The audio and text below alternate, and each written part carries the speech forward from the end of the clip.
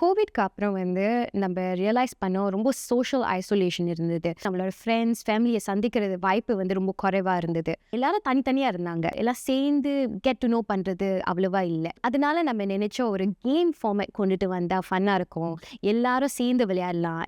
எல்லாரோட ஃப்ரெண்ட்ஸும் எல்லாருக்கும் தெரிய வாய்ப்பு அமையும். There are a lot of vendors also reached out saying that எங்களுக்கு இடம் இருக்குது, உங்கள் ப்ரௌன் பேட்ச் பற்றி கேள்விப்பட்டிருக்கோம், நீங்கள் ஒரு ஈவெண்ட் எங்கள் வெண்டோட ஏன் செய்யக்கூடாது அந்த மாதிரிலாம் ஆஃபர் பண்ணாங்க. அந்த மாதிரி ட்ரை பண்ணி தான் சக்ஸஸாக ஆகி தான் நிறைய பேர் கேட்க ஆரம்பித்தாங்க. அந்த மூமெண்ட் தான் நமக்கு தெரிஞ்சு we should reach out to more people after the events. ஆரம்பத்தில் உண்மையிலேயே ஒரு கேமுக்கு அவங்க சைன் அப் பண்ணும்போது அவங்களுக்கு என்ன தான் இருக்குன்னு தெரியாது. என்ன செய்வாங்கன்னா, நம்ம கேம் தான் விளையாட போகிறோம்னு நினைப்பாங்க. ஆனால் அங்கே வந்துடணும் நிறைய குழுக்கள் இருப்பாங்க. அந்த குழுக்களே நிறைய பேர் இருப்பாங்க. ஆனால் அதுலேயும் அவங்களுக்கு தெரியாது, இவங்க என்னோட நண்பர்கள் இவங்களாம் வந்திருக்காங்க இந்த குழுவில், அந்த மாதிரி அவங்களுக்கும் தெரியாது. ஸோ இது ஒரு நல்ல வாய்ப்பு அவங்கள மற்றவங்களை சந்திக்கிறதுக்கு. என்னோட தங்கச்சி நிறைய போட்டி மாதிரி செய்வாங்க. நிறைய செக்மெண்ட்ஸ் இருக்கும். அந்த செக்மெண்ட்ஸ் எல்லாருக்கும் ஆரம்பத்தில் கொஞ்சம் அமைதியாக இருக்கும், சூடு பிடிக்கும். ஆனால் போக போக எல்லா போட்டியிலையும் பங்கெடுக்கும் போது அது ரொம்ப சூடு பிடிச்சிட்டு எல்லாரும் என்ஜாய் பண்ண ஆரம்பிச்சிருவாங்க. என்ன எதிர்பார்க்கலான்னா, நிறைய தமிழ் பாட்டு, படங்கள் சம்மந்தப்பட்ட கேள்விகள், திரைப்படம் சொல்லுவது பாட்டு எல்லாருக்கும் பிடிச்சமானது. பாட்டுனாலே எல்லாரும் கனெக்ட் பண்ணிடுவாங்க. அந்த போட்டியில் பாட்டு, படங்கள் இருக்கும்போது எல்லாரும் ஆன்சர் பண்ணுவாங்க. அதே சமயத்தில் அந்த பரிசு என்ன இருக்குது, அந்த ஒரு போட்டி மனப்பான்மை இருக்குல்ல, அந்த போட்டி தன்மை எல்லாருக்கும் வர ஆரம்பிச்சிடும். அதனாலேயே எல்லாரும் அடுத்தது என்ன இருக்கும்னு ஆசைப்படுவாங்க.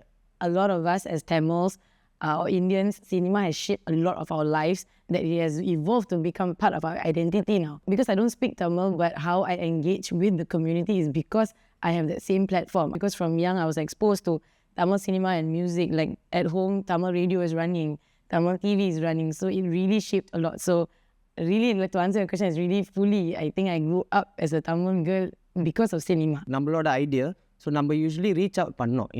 இனிஷியல் பார்ட் நம்ம தான் ரீச் அவுட் பண்ணுற மாதிரி இருந்துச்சு. ஆனால் போக போக பீப்புள் சா த இனிஷியேட்டிவ் மோர் தென் ஒரு சும்மா கேம்ஸ் மாதிரி பார்க்காம இனிஷியேட்டிவை பார்த்தாங்க.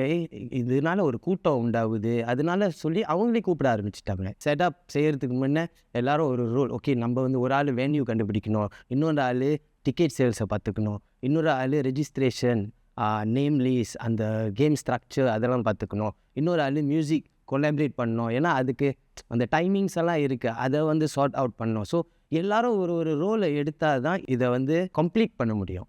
And there is another external party who are the participants. So அவங்களும் இன்வால்வ் பண்ணால் தான் இது ஒரு ஃப்ரூட்ஃபுல் இவெண்டாக முடியும். பெஞ்ச் எல்லாரையும் ஒரு உட்கார வைக்கிற ஒரு இடம். லைக் whoever you are, நீங்கள் இந்த பெஞ்சில் நீங்கள் உட்காந்து நம்ம கூட இருக்கலாம். ப்ரௌன் பெஞ்ச்னாலே அந்த வார்த்தையிலேயே பல மீனிங்ஸும் இருக்கும். ஸோ அதனால நம்ம இந்த ப்ரௌன் பெஞ்ச் ப்ராஜெக்ட் வச்சோம்.